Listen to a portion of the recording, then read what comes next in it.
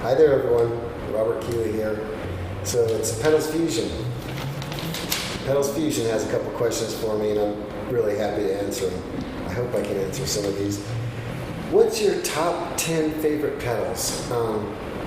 There's some that are mine, there's some that are other people's. I like, of course I'm a big fan of some of the pedals I started with, like the Ross compressor and the Tube Screamer, Blues Driver. I'm also a big fan of the Line 6, the DL4. I think that was a very powerful, very incredible unit to work with.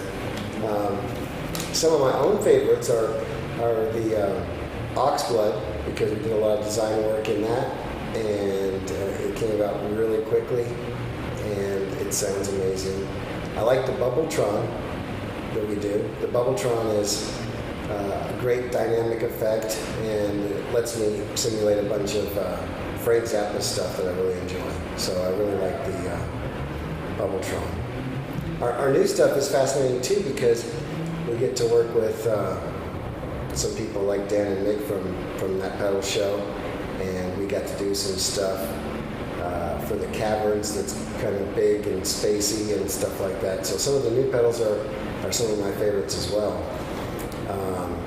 Some other pedals that I like all of like Mr. Black's pedals. Jack DeVille makes some great pedals. I like JHS pedals, Earthquaker pedals. So lots of good companies, lots of small companies out there that I enjoy.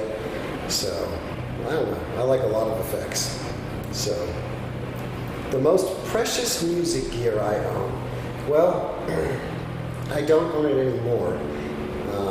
But I used to have a Fender Masterbuilt Monterey Strat.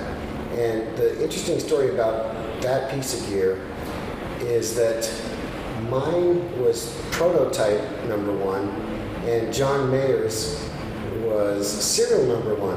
One time I met him and I said, "Hey, I've got serial number 1." And he's like, "No, I have serial number 1." And I'm like, "No, here's a picture." And his said serial number 1 and mine said serial number 1. And we did a little research and we started talking, and the master builder that was doing the line of those guitars got one for himself. And that's the one I ended up getting. He ended up selling it and I got that one. John Mayer's is serial number 1 from production. But it was a really cool guitar. Had a great case, had a leather bag with all these white tassels on it. But the cool thing I remember is that the fret markers were all these zirconium diamonds.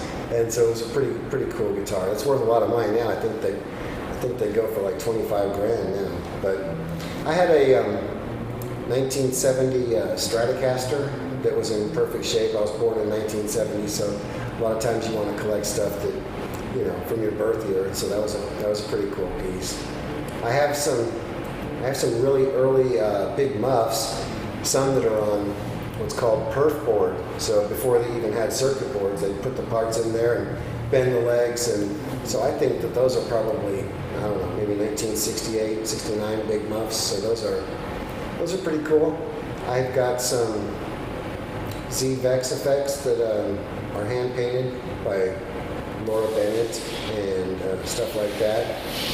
And so there's lots of effects though. Anything Tycho Brahe, you know, any kind of old fuzz face, you know, I've got several of those, and they're all cool. So, what's my top 3 favorite meals? Well, I think I've proven to myself I can eat about anything, but I like a steak and a potato and a vegetable. I'm a meat, potato, and vegetable guy, so I like that. I like cooking that. When I was a kid, I used to like just chicken, rice, and green beans. So I'm a pretty simple type of dude. But these days, I really like oysters and lobster and stuff like that. So I'm getting a little bit more into seafood and stuff. So at any rate, I'm kind of simple. I just do like cooking because I think cooking is a lot like engineering, because there's a recipe, there's a formula to follow. You have to follow certain directions. You have to cook things to certain temperatures. But it's also like making music in that you can improvise. and you can make it up as you go, and you can bend the rules. So I think cooking is a lot like engineering and music, and that's why I think I enjoy it so much. So it's a lot of fun.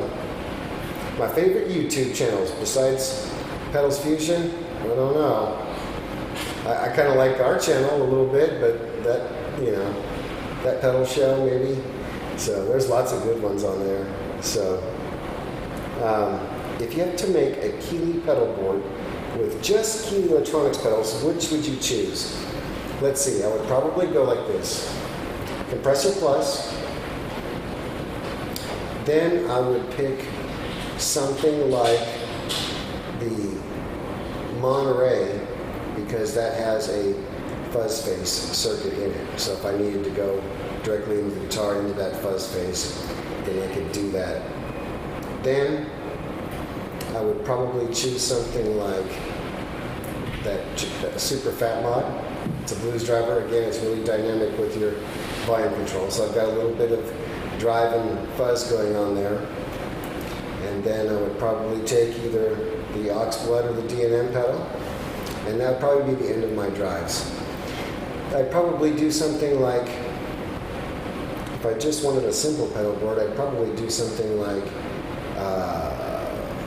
either the Dark Side or our Super Mod workstation, because then I get all the modulations in there. I have a rotary, chorus, flanger.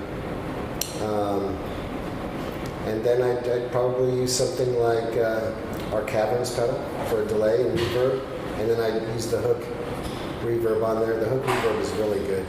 So I'm sure I've forgotten some I'd choose, but anyways, that'd be a great setup. It'd work. What music, band, albums are you currently listening to? On the way over here, when I flew over here, I was listening to a lot of Wilco. Some of their new album is pretty good. And I think I'm going to say his name wrong, but he's a real young jazz guitar player named Julian, I think it's Laga, L-A-G-E, Laga. So Julian is a young guy that he's got some albums out where he does some live stuff in Los Angeles, I think. You really got to check him out because he's an incredible monster. He just plays, it's like he's dreaming. It's he can make all kinds of noise, chords, dissonant stuff, happy stuff, emotional stuff. He just got it down. So what can we expect next from Keeley? So we're working on a new platform, a new digital platform that'll allow us to do a bunch of stereo stuff. It'll allow us to do presets. We'll have USB connectivity. We should be able to put displays, LCD displays on there so you can read settings. We should have MIDI control on it. So our next step goes from simple digital effects that we have created ourselves and crafted ourselves to the next level where we'll be able to incorporate a lot of the modern usability that players have asked for. Everyone wants stereo, everyone wants MIDI, tap tempo, and they want to be able to store presets. So we're moving to a bigger platform and a lot more capabilities, and so it just takes a little bit of work, but we'll get there. Hopefully we'll have some of the first products out in 2018. And advice or message for all pedal nerds. Man, don't forget to just play. Don't forget to just plug in without any pedals and just make music. And try to get the music that's in your head out so that you still enjoy music for its real purpose, making melody and stuff like that. And if you have any good ideas for effects, you can send me an email and I'll build it.